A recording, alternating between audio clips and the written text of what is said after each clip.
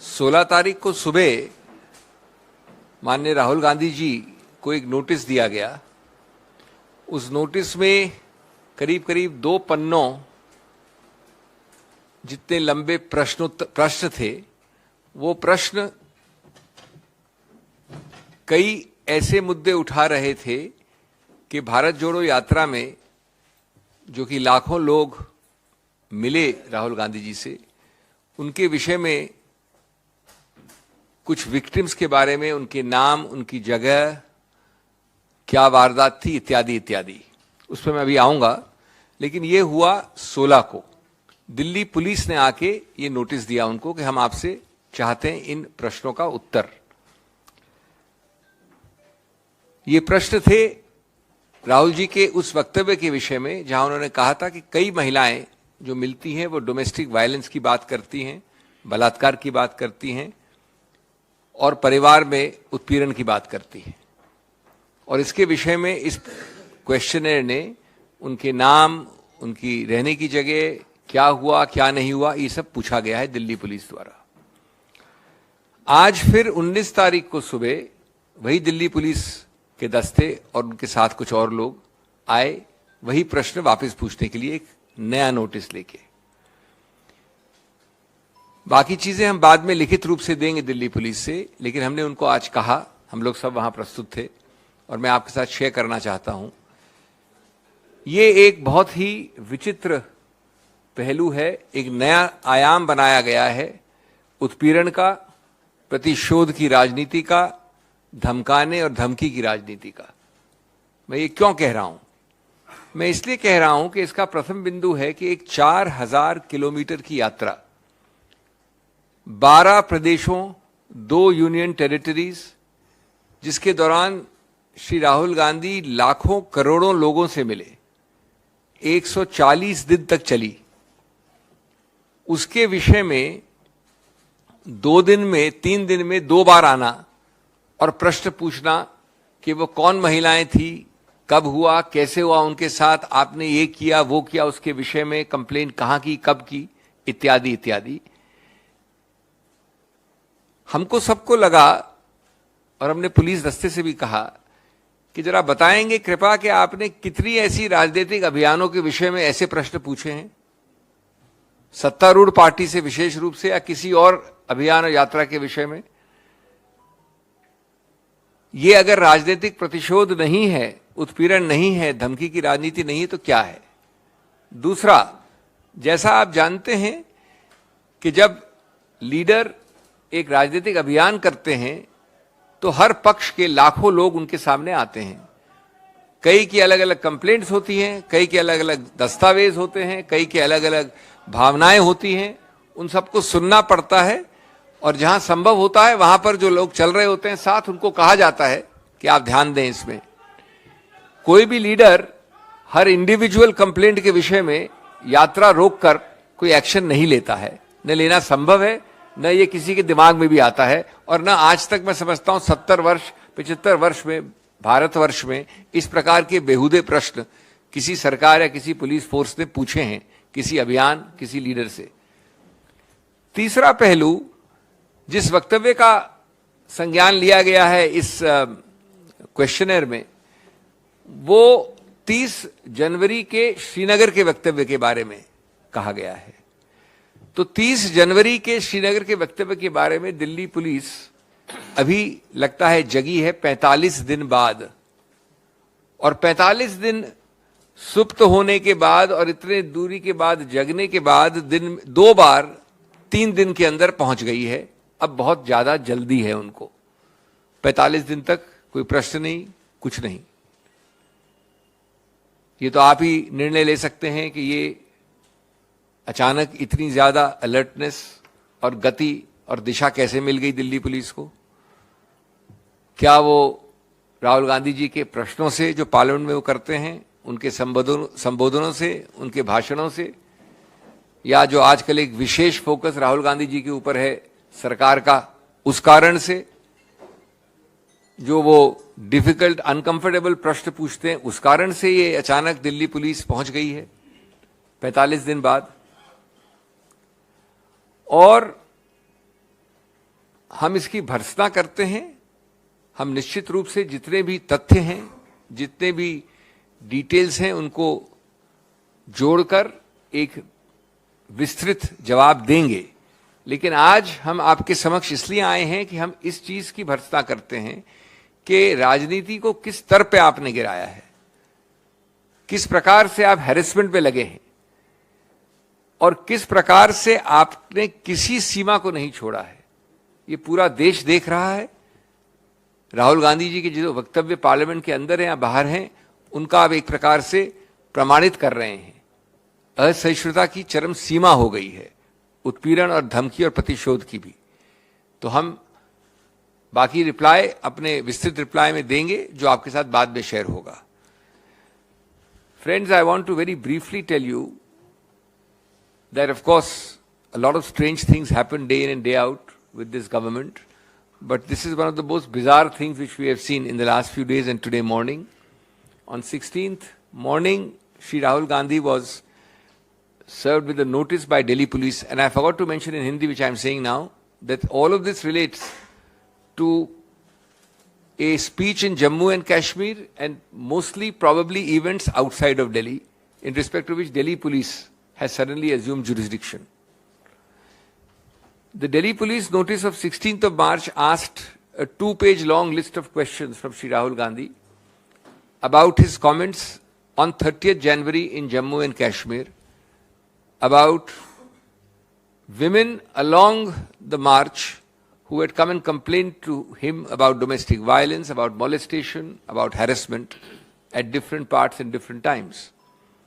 The questionnaire asks details of these women, places, dates, etc., etc. On 16th, the police team which came was told and went back satisfied that such amount of details required will take a minimum of 7 to 10 days. And there was no protest on that time period. Today, therefore, we were even more astonished when 2 days later, on 19th today morning, the same police team with some additional persons landed up again with the similar questions and similar questionnaire. Friends, there are 4 or 5 facets here which need underlining and and the attention of the nation through you.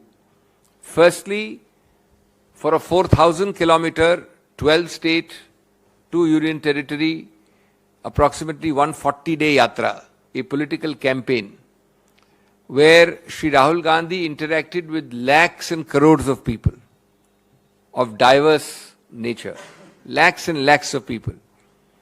He is asked questions about those women who had allegedly complained to him about molestation or domestic violence, etc., and asked to give dates, places, details. We will, of course, collect and collate all data and revert in the shortest time available, but that is not the point. The point is that has it ever been true in India of 75 years that such kind of questions are asked about a political abhiyan, a political yatra from any other political party, most importantly the ruling party? It is unprecedented, unheard of, and smacks of the worst kind of pettiness. Second, as we all know, such campaigns involve a diverse cross-section of people who join the campaign on an ad hoc basis and air several diverse grievances of all kinds, men, women, and the grievances are listened to with sympathy, and where possible it is passed on to the people walking along, or they are advised to take appropriate action. I don't think any political leader in a campaign is expected to stop instantly and seek recourse to law on the basis of the several interactions and complaints and things told to him during the campaign. That is why we are very clear that it smacks of the worst kind of political vendetta, harassment, the politics of threat, intimidation. Fourthly, the Delhi police, which appears to suffer from a complete lack of jurisdiction, at least for the present till we collate the details, seems to have woken up at least 45 days after the 30th of January Jammu and Kashmir speech at Srinagar, which is quoted in the questionnaire sent to Sri Rahul Gandhi. For 45 days, the Delhi police had no problem. And now, on the 16th, having agreed with Sri Rahul Gandhi's request for about 10 days to respond, they land up again today morning. This is only to sensationalize, to create a climate of fear and intimidation. And the urgency is hyper now after having waited for 45 days. I don't think anybody needs to have any great analytical abilities to realize that this can have but no other relation than to Rahul Gandhi's deep, unanswerable questioning of the government on its several faults and failures, whether inside or outside Parliament. This can have no other connection except a sudden special affection and focus on Sri Rahul Gandhi by the ruling dispensation in the last few weeks. But this plumbs the depths of pettiness even by the dismal and abysmal standards of this vindictive government. I do not think that we have seen this kind of politics in India ever, irrespective of political color. We therefore condemn it. We will of course have detailed replies, factually, but we want to bring to the attention of the nation that this is completely unheard of in India, but it is completely expected of the ruling dispensation. शुक्रिया। अशोक गहलोत जी।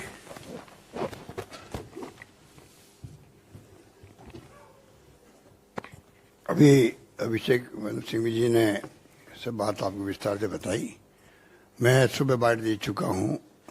मैं पुनः ये repeat करना चाहूँगा कि बगैर ऊपर के इशारे के दिल्ली पुलिस इस प्रकार की साहस करे, ये असंभव है।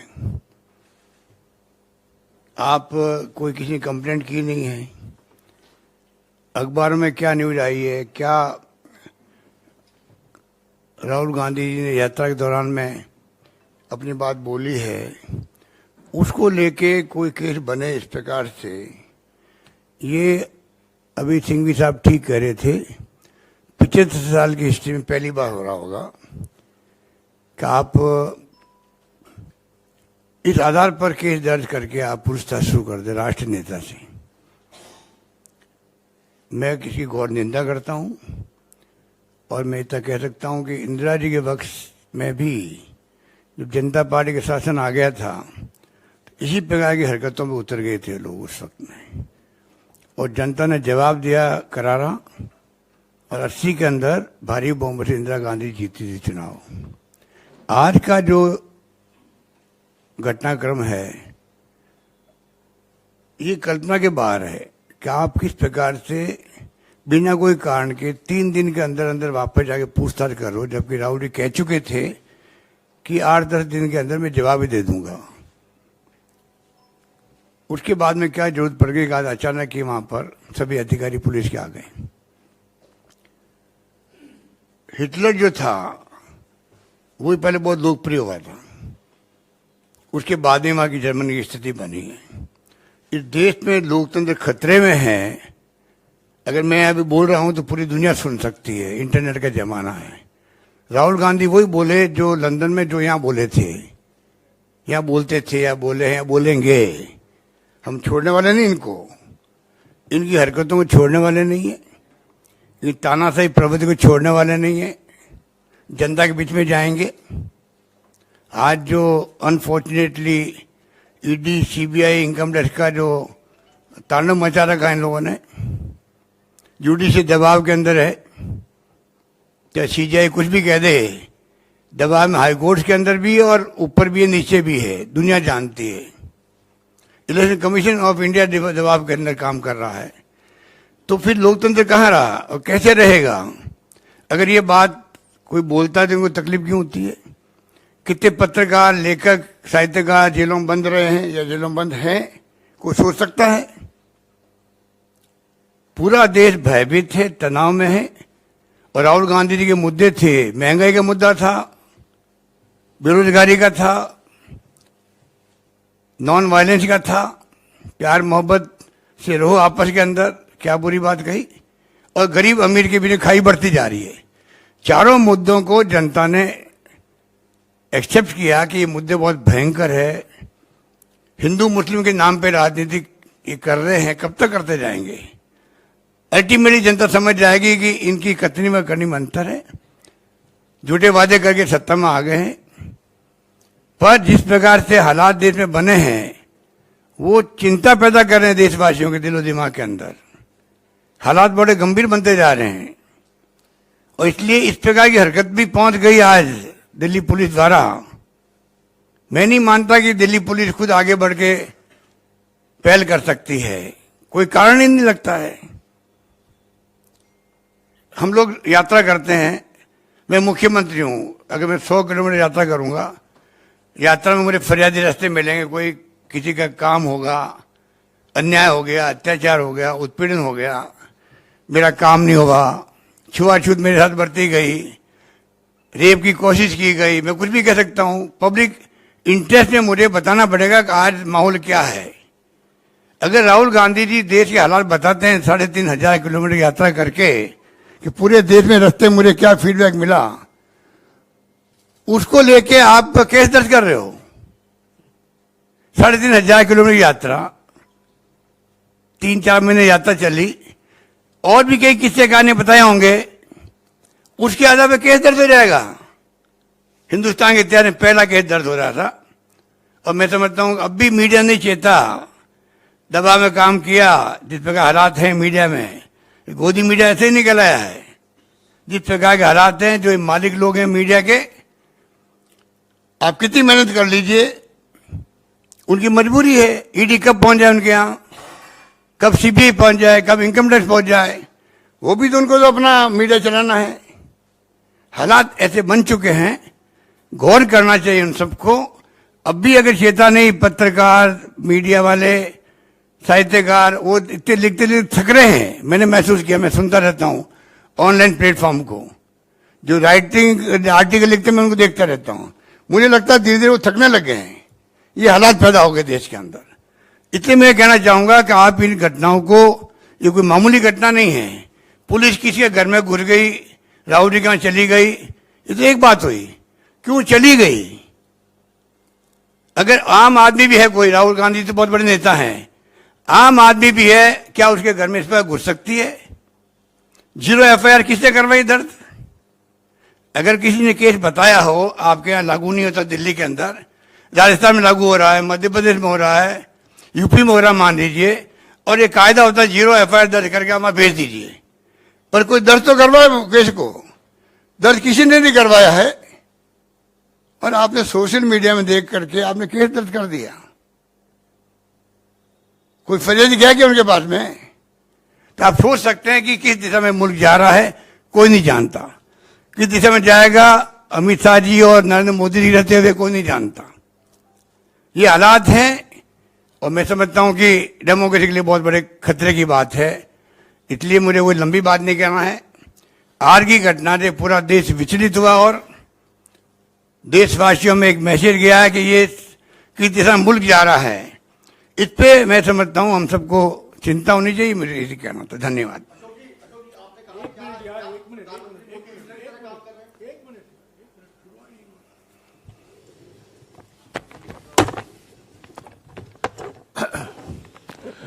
साथियों, अभिषेक सिंघवी जी ने और अशोक गहलोत जी ने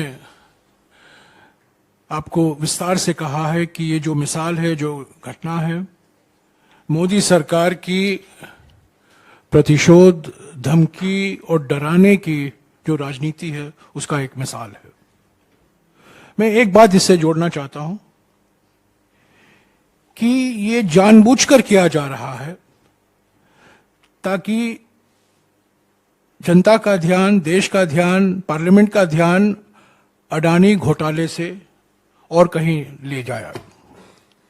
जब से 16 पार्टियों ने एक होकर, एकजुट होकर जेपीसी की मांग की, जब से राहुल जी ने करीब 50 मिनट तक अडानी घोटाले पर लोकसभा में अपनी बात रखी, तब से ये रणनीति अपनाई है मोदी सरकार ने, मंत्रियों ने, उनको बदनाम करने में लगे हुए हैं। जो उन्होंने कैम्ब्रिज में और लंदन में कहा है उसको गलत तरीके से उससे अर्थ निकालने के तोड़ मरोड़ कर ये कह रहे हैं कि उन्होंने ये कहा है, वो कहा है, जबकि हमारे पास सबूत है और जो हमने सोशल मीडिया के द्वारा जनता के सामने भी रखा है कि उन्होंने बातें नहीं कही हैं, जो इल्जाम लगाए जा रहे हैं। और उनको स्पीकर से निवेदन के बावजूद बोलने नहीं दिया जा रहा है लोकसभा में। तो ये एक रणनीति है ताकि हेडलाइन, ताकि ध्यान, अटेंशन सब अडानी घोटाले से हटे और कोई मुद्दा आए। ये रणनीति सफल नहीं होगी। 16 विपक्षी पार्टियां एकजुट होकर ये मांग जो कर रहे हैं पिछले कुछ दिनों से, ये बरकरार रहेगा। और जब तक ये धमकी, प्रतिशोध और उत्पीड़न की राजनीति चलेगी, तब तक जो गृहमंत्री कहते हैं मिडिल पाथ, ये मिडिल पाथ बिल्कुल असंभव है। हाँ जी,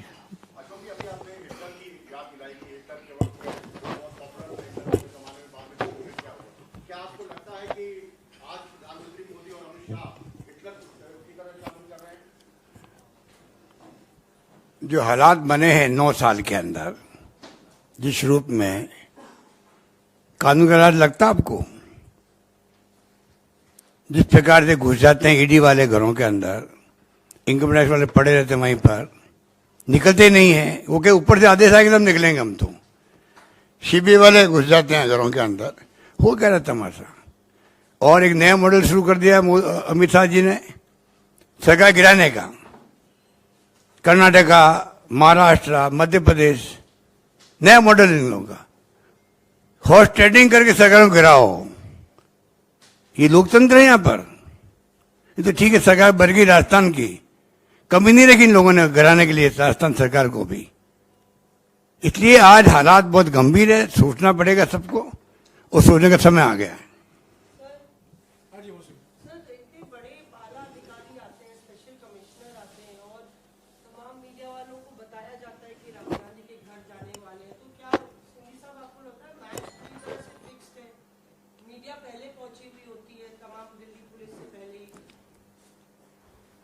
जाहिर है दिल्ली पुलिस का प्राथमिक दृष्टि से इसमें कोई अधिकार क्षेत्र भी नहीं बनता है।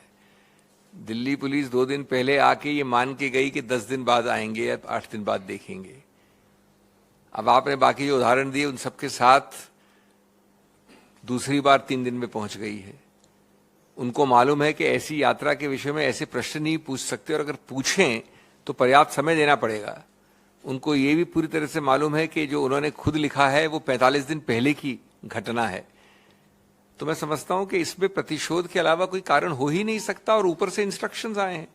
मैं कोई स्पेशल कमिश्नर के बारे में थोड़ी कह रहा हूं, मैं किसी कांस्टेबल के बारे में थोड़ी कह रहा हूं। ये तो सीधे ऊपर से इंस्ट्रक्शन आते हैं। मैं तो उनकी गलती भी नहीं मानता, जब गलती तो उनकी है जो उनके मास्टर्स हैं।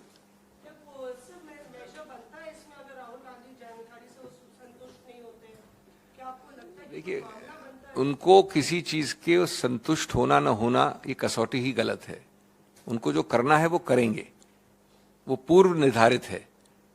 आप समझते हैं कि मेरिट्स के आधार पे वो करते हैं, लेकिन हमको इससे कोई भय नहीं है, क्योंकि हम जानते हैं कि कानून भी क्या है, हम जानते हैं कि हमारे अधिकार भी क्या है, और हम जानते हैं कि हमको क्या लिख के बताना है। लेकिन इसका पूरा संदर्भ देखिए, कभी ऐसा हुआ है जिस प्रकार की बेहुदा बात के बारे में हम बात कर रहे हैं कि यात्रा में आप चल रहे हैं उसके बारे में प्रश्न पूछे आपको कि कौन मिला, किसने क्या कहा, कौन है वो, क्या नाम है उसका, कहाँ रहती है। ये तो अद्भुत चीज है। एक बात मैं कहना चाहूंगा, ऊपर से इंस्ट्रक्शन नहीं आते खाली, साथ में मॉनिटरिंग भी होती है। बहुत जरूरी है।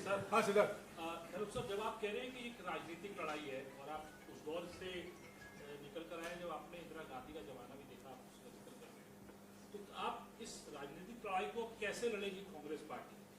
सिंघवी साहब बैठे हैं, बता रहे हैं लीगल लड़ाई कैसे लड़नी है, क्या ऑप्शन है। लेकिन राजनीतिक लड़ाई को आप कैसे लड़ेंगे, क्योंकि राहुल गांधी के घर पे पुलिस का पहुंचना, राहुल गांधी को नोटिस देना, ये कोई आम बात नहीं है। जो आप सब लोग भी वहां पहुंचे और आमने सामने की ये बात है, आप लोग कह रहे हैं गृहमंत्री मॉनिटर तक होता है, सारी मॉनिटरिंग भी होती है, तो आप लड़ाई कैसे लड़ेंगे? देखिए, ये आपने ठीक कहा, ये मामूली घटना नहीं है, ये मामूली घटना नहीं है। मैं तो अगर आम नागरिक के यहाँ भी जाते इस प्रकार से, उसको मैं मामूली घटना नहीं मानता। कानून सबके लिए समान होता है। पर सवाल इस बात का है कि गए क्यों और केस क्या है, जिसके लिए सिंघवी साहब ने बताया आपको। जब केस बनता ही नहीं,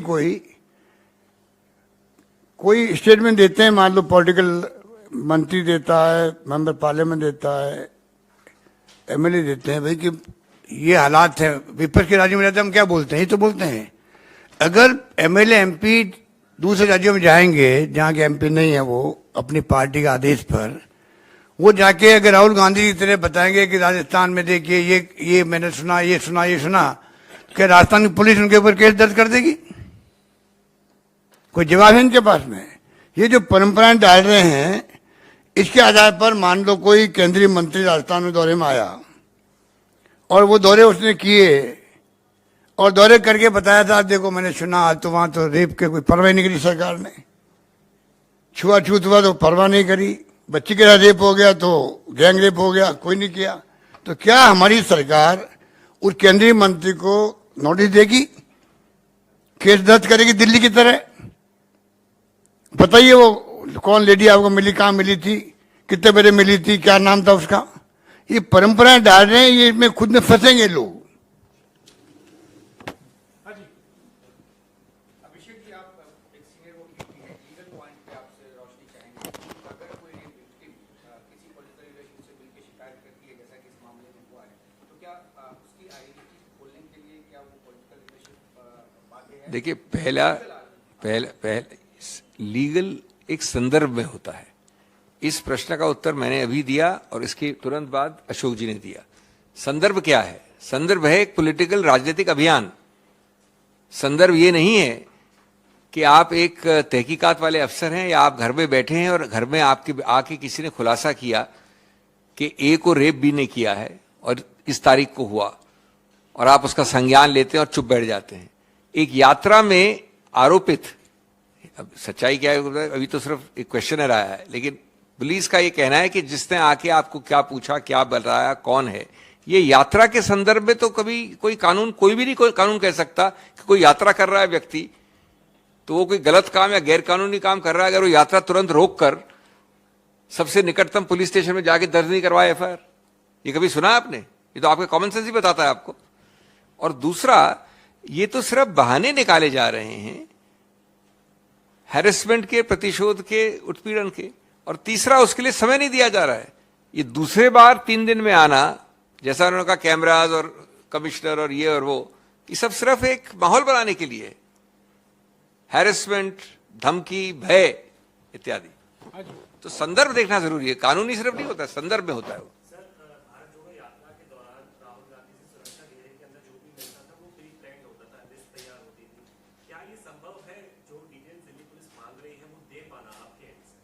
वो आपको अभी हफ्ते भर के अंदर मालूम पड़ जाएगा। हफ्ते भर 10 दिन जो मांगा गया है, मैं ऐसे नहीं कहना चाहता, आप थोड़े आश्चर्यचकित भी होंगे, लेकिन अभी हम सिर्फ इतनी बात कर रहे हैं, हम डिटेल्स की बात नहीं करेंगे अभी। हम सिर्फ इतनी बात कर रहे हैं कि ये प्रश्नोत्तर वाला जो क्वेश्चनर है, यही पूरी तरह से अवैध है, राजनीतिक प्रतिशोध की चीज है और इसका कोई भी आधार नहीं है। शुक्रिया।